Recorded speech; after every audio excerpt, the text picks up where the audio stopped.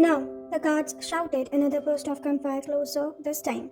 We don't have time. You made a decision. Unlock the door. The guards grabbed your arm, immediately pulling you into the corridor. His grip was tight, painful, but you didn't resist as he dragged you towards the stairs. Then the world exploded into violence. The guard suddenly released you, his body flying sideways with a sickening crack. You crumbled, confused, until you saw him, Jungkook. He stood in the corridor like an avenging angel, just heaving knuckles already bloodied. The guard were crumpled against the wall, unconscious, but barely clutching his ribs. Before you could process what happened, Jungkook moved. He moved, and he was on you in an instant, pulling you against his chest. One arm an iron band around your waist, his heart hammered against your back, his body a ball of heat and tension. Did he hurt you? The question was well controlled, a whisper that vibrated with lethal intent. His lips brushed the cell of your ear, and despite everything you shivered. No, he was trying to help, to get me safety. He touched you. The words were so flat, so final that they didn't sound like an explanation but a death sentence. Jungkook's grip tightened. No one touches you, no one moves you, no one breathes the same air as you unless I allow it. Jungkook, you're not thinking clearly.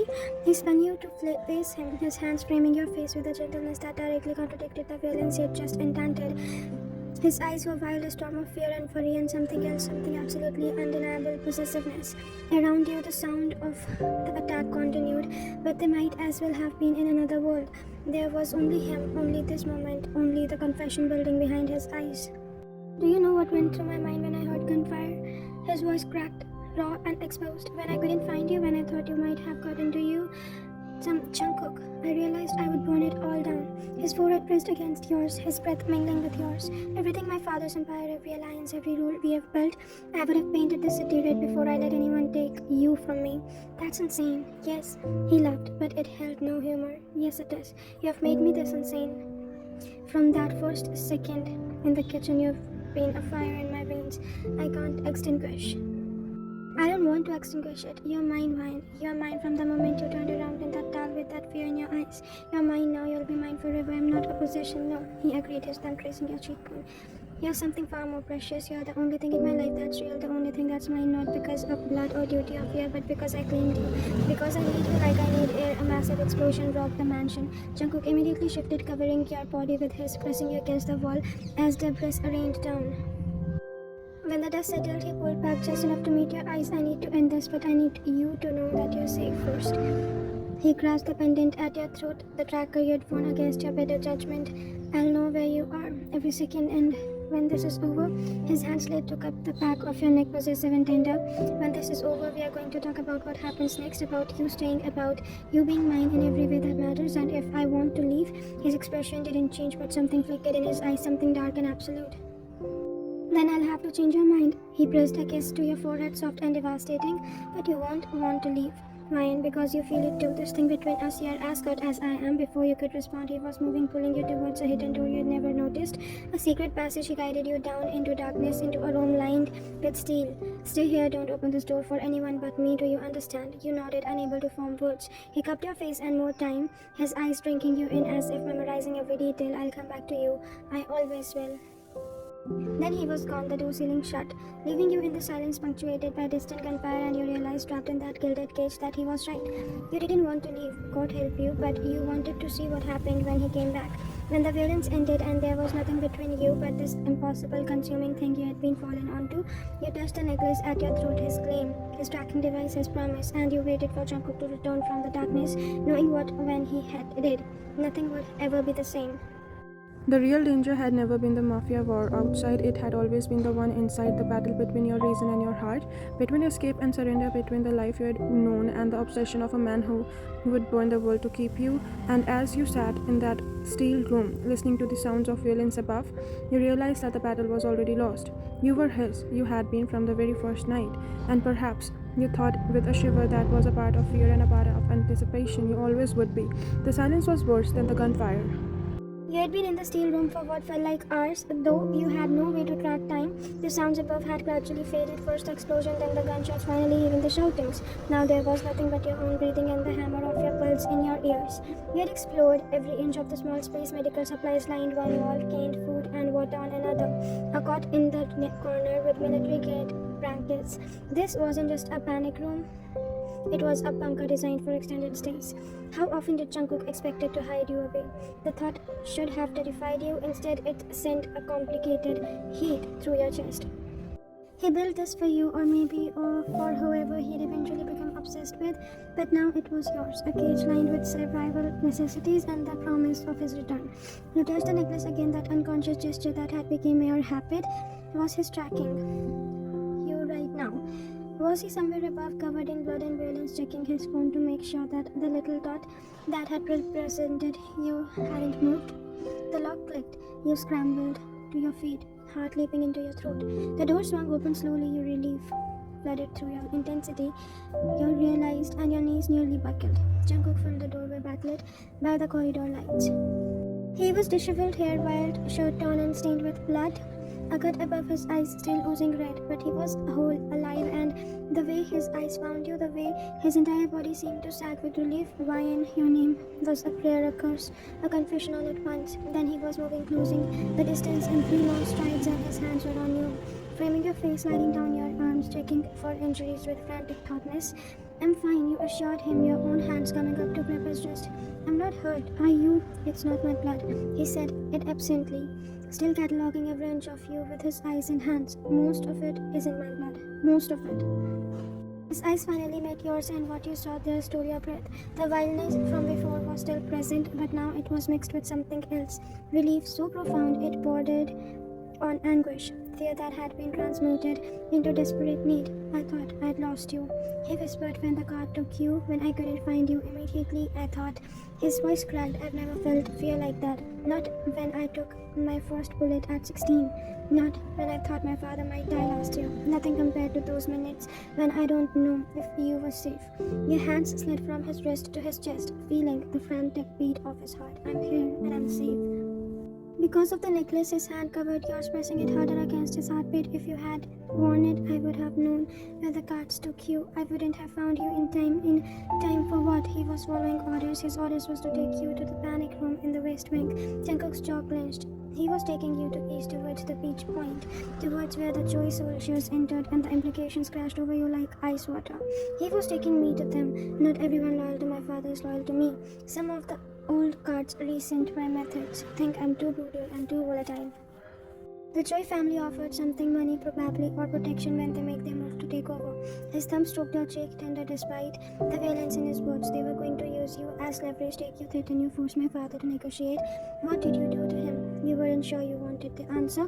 What I do to everyone or anyone who tries to take what's mine. His eyes had gone flat, emotionless. He's not a problem anymore, none of them are. You should be horrified, should be pulling away from his touch. From the casual way he discussed violence, but all you could think was that he saved you. That in a mansion full of armed men, he had found you because he had been tracking you, watching you, obsessed with you. How many? You asked quietly. 7 guards joined. Your family sent 20 men. He said it without inflection, without pride or shame, just fact. It's handled, and your father is fine. Angry that it happened under his roof, but fine. Jungkook's hand slid to the back of your neck. That possessiveness gesture that was becoming familiar. He wants to see you to make sure that you're alright, but first he trailed off, his eyes searching yours. First what? First I need this. He pulled against him and wrapping you around his tightly. You could barely breathe. His face buried in your hair, his body shaking with a tremor he couldn't quite control. I need to feel you, to know you're real, that you're here, that I don't fail you. Your arms came around him automatically and you felt him settle. This man had just fought off an invasive who killed to protect what's his and was trembling you in your arms like he was the one who needed saving. I'm here, you whispered into his chest. I'm here, Jungkook. He held you like that for long minutes, and neither of you speaking above you could hear the moment's cleaning crews and probably dealing with the aftermath. But the steel room, there was only 2 of you and the truth that had been building since that first night. When he finally pulled back, his eyes were red-rimmed but dry. I meant what I said before about you being mine. I know. I'm not going to let you leave. I can't, even if you ask, even if you beg. I couldn't watch you walk away from me. His honesty was brutal, uncompromising. That makes me a monster, I know that. You studied his face. The cut above his eyebrow, the blood on his collar, the desperate intensity in his eyes. You should be planning your escape, should be horrified by his confession, should be using this chaos to run as far as possible and as far as you could. Instead, you heard yourself say, "What if I don't want to leave?" His entire body went still. What? What if you took a shaky breath? What if I'm just as caught as you? Or what if I've been lying to myself pretending that this is just fear, just survival instinct when really, what, Ryan? His voice was barely a whisper, but the intensity in it could have moved mountains. When really I think about you constantly when I wear your necklace, not because I'm afraid, but because I like knowing you're tracking me. When I sleep better knowing you're watching, the words trembled out. Confessions you had barely admitted to yourself, and the most terrifying and exhilarating thing isn't your obsession, it's that I'm startling to return it. For a moment, he just stared at you as if he couldn't believe what he was hearing. Then his hand was back on your face, tilting your head up, his eyes boring into yours. Say that again. I don't want to leave. Why? He needed to hear it. You realized needed the words because you see me, not what I could be useful for, not what I could give you, just me. Because when you look at me, I feel like I exist in a way I never have before. You placed your hand over his heart because you're terrifyingly and dangerous and completely insane, and somehow that makes me feel safer than I've ever felt before. That doesn't make sense. None of this makes sense. You laughed, and it came out slightly hysterical, but here we go. His thumb traced your lower lip, the gesture achingly gentle. If you stay, you need to understand what that means. I won't be able to let you go ever. You'll be mine in every way possible, my obsession, my possession, and my entire world. I'll track you what you need to know where you are every second. I'll eliminate any threat to you without hesitation. I'll be jealous and possessive and completely unreasonable. I know. I'll probably drive you insane. Probably. You smiled despite everything, but you already have. So what's the difference? Something in his expression cracked, then carefully maintained control shattering. He kissed you. It wasn't gentle, it wasn't desperate, unclaiming, and 3 weeks of obsession compressed into a single moment. His hand twisted in your hair, and while the other gripped your waist, pulling you flush against him. You grasped, and he deepened the kiss, tasting you like he was trying to memorize every flavor, like he was branding himself into your soul. When he finally pulled back, you were both breathless. "Mine," he whispered against your lips. "Yours," you agreed, and felt something inside you settle, except surrender. He rested his forehead against yours, eyes closed. "I'll take care of you, I'll protect you, and I'll give you everything you could ever want. I just want you." The truth of it rang through you. The real you, not the hair, not the killer, just you. His eyes opened, and what you saw there was raw and exposed. "That might be the most dangerous thing of all. I'll risk it." He kissed you again, softer, this time reverent. When he pulled back, he took your hand. "Come on, my father's waiting." And then his smile was dark and promising. "That I'm taking you to my room, not the guest room. Mine, where you belong." Jungkook. No more distance, Ryan. No more pretending this isn't what it is. He laced his fingers around yours, a gesture that felt more intimate than the kiss. "You're mine now completely, and I'm going to spend every day proving I'm worthy of that." As he led you out of the steel room through corridors being cleaned of blood and debris, past guards who averted their eyes, you realized you were stepping into a new life, one without escape routes or safety nets, one where you belong to a man whose obsession knew no bounds. You should be terrified. Instead, you squeezed his hand and felt him squeeze it back. Some obsession were meant to consume you, some cages were meant to feel like home, and sometimes the most dangerous thing you could do was stopping fighting and surrender to the fall. Mr. Kim's office was pristine despite the chaos that had erupted throughout the rest of the mansion. The old man sat behind his mahogany desk, a white bandage visible beneath his rolled-up sleeve but otherwise appearing unruffled. His eyes tracked you and Jungkook as you entered, taking in your joined hands with an expression that was impossible to read. "Ryan, I'm relieved to see you unharmed." His voice was warm and genuine concern. "My son tells me you handled yourself well." "I mostly just hid where he told me to," you admitted. Smart survival isn't always about fighting. Sometimes it's about knowing who to trust. His eyes shifted to Jungkook. "The Choi situation? Until 20 of their men won't be reporting back. The 7 traitors have been dealt with. I've sent word to the Choi patriarch. He can collect his dead from the river." Jungkook's voice was cold and professional. "I've also eliminated any remaining security risk and restrictions. The guard rotations. It won't happen again." Mr. Kim nodded slowly, studying his son, then his gaze returned to your joined hands, lingering there, and understanding dawned in his withered features. "I see." He leaned back on his chair. "How long?" "Since the first night," Jungkook answered without hesitation. "And you?" Mr. Kim addressed you directly. "Are you here for your own will?" The question was weighted with meaning. This was your chance, your one opportunity to ask for help, to escape, to return to your normal life. You looked back at Jungkook, at the tension in his jaw, the white knuckle grip on your wrist, and your hand. Then back at Mr. Kim. Yes, I'm staying. Something flickered in the old man's eyes, surprise perhaps, or resignation. You understand what that means, what my son is. I understand enough to you. He stood moving around the desk. Jungkook is my heir, the future of this family. His life will always be dangerous. Anyone close to him becomes a target. You've seen that tonight. I know, and you'll stay away. You felt Jungkook's eyes boring into the side of your face, but you kept your gaze on his father. I will. Mr. Kim studied you for a long moment, then surprisingly he smiled. It was sad and knowing. You remind me of my wife. She knew what I was, what our life would be, and she chose it anyway.